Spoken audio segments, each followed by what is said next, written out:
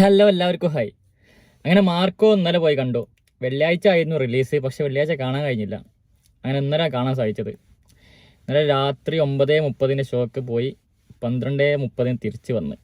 എന്താ പറയുക, സിനിമനെ പറ്റി പറയാൻ വാക്കുകളില്ല. 18+ മാത്രം കണ്ടാൽ മതിയെന്നുള്ള ഈ സിനിമ അത് എനിക്ക് മാത്രം തോന്നിയാണെന്ന് അറിയില്ല. അത് ക്ലൈമാക്സിൽ മാത്രമാണ് എനിക്ക് തോന്നിയത്.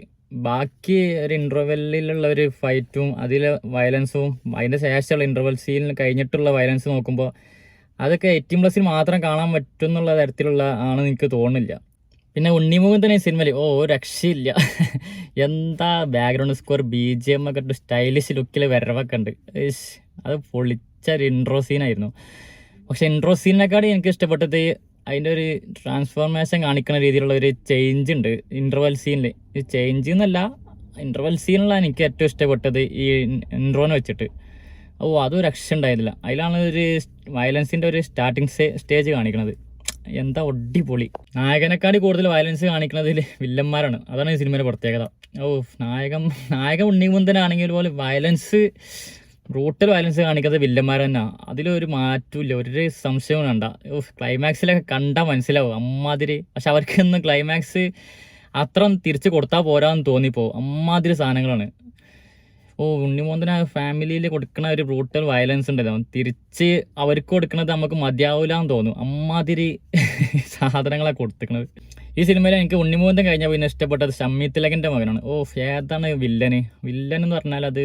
പിന്നെ ടർബോയിൽ നമ്മൾ കണ്ട ഒരു ഹിന്ദി നായകൻ വില്ലൻ, അതും കിടുവാണ്. ഒരു രക്ഷ ഉണ്ടായില്ല.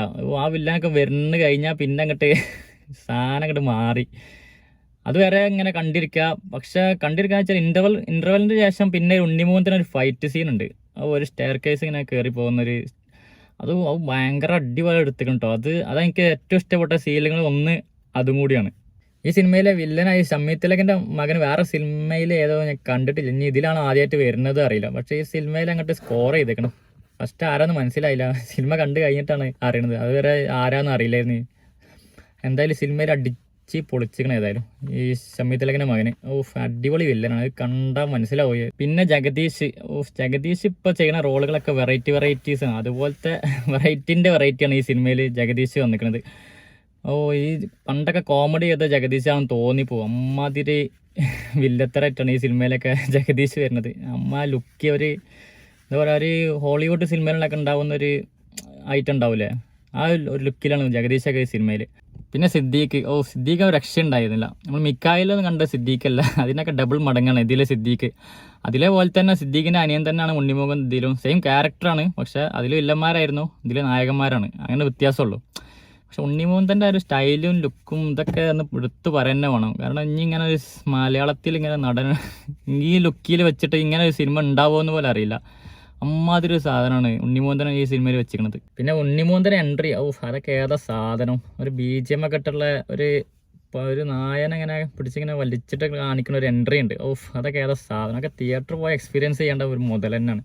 പിന്നെ ഇതൊക്കെ തിയേറ്റർ പോയാൽ തന്നെ അതിൻ്റെ ഒരു രസം കിട്ടുള്ളൂ കേട്ടോ. OTTയിൽ വന്നിട്ട് ഒന്ന് കണ്ടിട്ട് ഒരു ഗുമ്മ് കിട്ടും തോന്നുന്നില്ല. കാരണം അതൊക്കെ തിയേറ്ററിൽ മസ്റ്റ് വാച്ച് എക്സ്പീരിയൻസ് തന്നെയാണ്. ആ ഒരു ഉണ്ണിമുഖൻ്റെ സ്റ്റൈലും ഒക്കെ അങ്ങനെയാണ് കാണിച്ച് BGM ബാക്ക്ഗ്രൗണ്ട് സ്കോറൊക്കെ കൊടുത്തിട്ട് തിയേറ്റർ ഒരു പൊടിപ്പൂരാക്കുന്ന ഐറ്റംസാണ് അതിൽ. ഇവൻ്റെ സ്റ്റൈല് നല്ല കാണിച്ചിരിക്കണം. പിന്നെ വയലൻസ് എന്ന് പറഞ്ഞാൽ ക്ലൈമാക്സ് വയലൻസ് ഒന്നും കണ്ടിരിക്കാൻ പറ്റില്ല. അത്ര മനക്കെട്ടുള്ളവർക്ക് മാത്രമേ കാണാൻ പറ്റുള്ളൂ. മലയാളത്തിൽ ഇങ്ങനെ ഒരു സാധനം ഇതുവരെ വന്നിട്ടില്ല. ഇനി വരുമോയെന്നും അറിയില്ല. ഒരു സംഭവം തന്നെ ഉണ്ടോ, ക്ലൈമാക്സ് കണ്ടിരിക്കാൻ പറ്റില്ല. കണ്ണടിച്ചു പോണ സീനുകളാണ് ഈ സിനിമ. പിന്നെ എനിക്ക് നെഗറ്റീവായിട്ട് പ്രത്യേകിച്ചൊന്നും തോന്നിയിട്ടില്ല. ഞാൻ കുറച്ച് ലാഗ് അടിച്ചെന്ന് പറഞ്ഞു. പിന്നെ വില്ലന്മാർക്ക് കൊടുത്തത് തിരിച്ച് കൊടുക്കുന്നത് അത്ര പോരാന്ന് മാത്രം. വില്ലന്മാർക്ക് അത് പോരാ. അമ്മാതിരി സാധനമാണ് ഇങ്ങോട്ട് ഉണ്ണിമുഖൻ്റെ ഫാമിലിയോട് കാണിച്ചിരിക്കുന്നത്. അത് തിരിച്ച് കൊടുത്ത് അത്ര പോരാന്ന് തോന്നിപ്പോൾ. അത് ഞാൻ മാത്രമല്ല, കാണുമ്പോൾ നിങ്ങൾക്ക് മനസ്സിലാവും. ഇനി ഉണ്ണിമുഖൻ്റെ ഇതുപോലത്തെ ഇങ്ങനെ സിനിമകളൊക്കെ ഇനിയും വരട്ടെ. വയലൻസിൻ്റെ അല്ല, ഒരു സ്റ്റൈലിഷ് ലുക്കുള്ള ഇതുപോലത്തെ മാസ് സിനിമകളൊക്കെ ഇനിയും വരട്ടെ എന്ന് വിചാരിക്കുന്നു. പിന്നെ ഈ സിനിമയിലെ ചില സീനുകളൊക്കെ കാണുമ്പോൾ ഉണ്ണിമുഖൻ്റെ കുറച്ച് സീനുകൾ കാണുമ്പോൾ KGF താരതമ്യം ചെയ്യുമ്പോൾ അതേപോലുള്ള കുറച്ച് സീനുകളൊക്കെ ഈ സിനിമയിൽ അതുപോലെ കോപ്പി അടിച്ചെന്നല്ല, ചില സീനൊക്കെ അങ്ങനെ തോന്നും. ആ ഒരു സ്റ്റൈലും അങ്ങനത്തെ ഒരു സംഭവമൊക്കെ തോന്നും. എന്തായാലും ഈ സിനിമ ബോറായിട്ടൊന്നുമില്ല, അതൊക്കെ അടിപൊളി തന്നെ, ഉണ്ണിമൂന്തൻ്റെ ആയതുകൊണ്ട് അടിപൊളി ചെയ്തിക്കണേ. പിന്നെ ഈ സിനിമ ലോജിക്ക് വെച്ച് കാണാൻ നിൽക്കരുത്, അങ്ങനെ കണ്ടാൽ നിങ്ങൾക്ക് വർക്കാവും തോന്നില്ല. കാരണം ഈ സിനിമ പ്രത്യേകിച്ച് കഥകളൊന്നുമില്ല, പക്ഷെ മേക്കിങ് ഓഫ് ഈ സിനിമേൻ്റെ BGM, ബാക്ക്ഗ്രൗണ്ട് സ്കോർ, അതൊക്കെയാണ് ആ ഒരു സ്റ്റൈലിഷ് കഥാപാത്രത്തെ ഒരു ഹോളിവുഡ് സ്റ്റൈലിൽ ഉണ്ണിമൂന്തനൊക്കെ ഈ സിനിമയിൽ കാണിച്ചിരിക്കണേ. അങ്ങനെ കണ്ടാൽ ആസ്വദിക്കാനെങ്കിൽ അത് തിയേറ്ററിൽ തന്നെ കാണും വേണം, അല്ല ഫോണിൽ കണ്ടുകൊണ്ട് അത് രസമായി തോന്നില്ല. അപ്പോൾ ഈ സിനിമ ആ രീതിയിൽ തന്നെ എല്ലാവരും കാണാം. വയലൻസ് കൊണ്ട് നിറഞ്ഞ ഒരു സിനിമ, അതന്നെ പറയാനുള്ളൂ. വയലൻസ് വയലൻസ് വയലൻസ് അതാണ് മെയിനായിട്ട്. വേറെ പിന്നെ ഉണ്ണിമൂന്തൻ്റെ ഒരു 1 man ഷോ. ഉണ്ണിമൂന്തൻ്റെ അങ്ങോട്ട് ഇഷ്ടമില്ലാത്തവർക്ക് ഈ സിനിമ കണ്ടാൽ ഇഷ്ടപ്പെടും. അമ്മാതിരി പെർഫോമൻസാണ് ഈ സിനിമയിൽ ഉണ്ണിമൂന്തൻ കാഴ്ച വെച്ചിരിക്കുന്നത്. അതൊരു സമ്മതിച്ചു കൊടുക്കണം കേട്ടോ.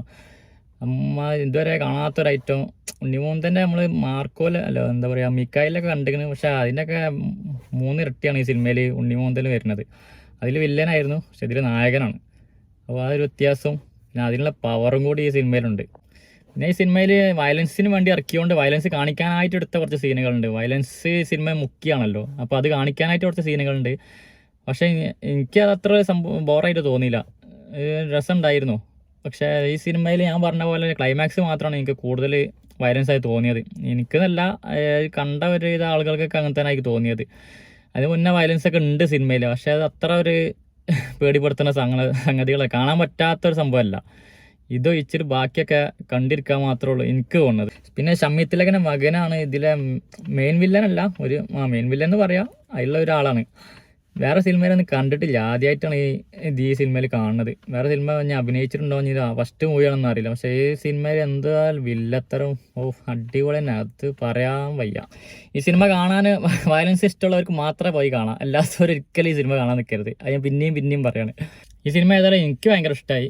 ഈ പൈസ പോയി എന്ന് എനിക്ക് പറയാൻ കഴിയില്ല, കാരണം അത്രയും അടിപൊളി സിനിമ തന്നെയാണ്. ഇനി ഇങ്ങനെ സിനിമ കിട്ടുമോയെന്ന് അറിയാം. തിയേറ്റർ എക്സ്പീരിയൻസ് ചെയ്തൊരു ഇതിനായിട്ട് കാത്തിരുന്ന സിനിമ തന്നെ, ഇറങ്ങാൻ വേണ്ടി കാത്തിരുന്ന സിനിമ തന്നെയായിരുന്നു.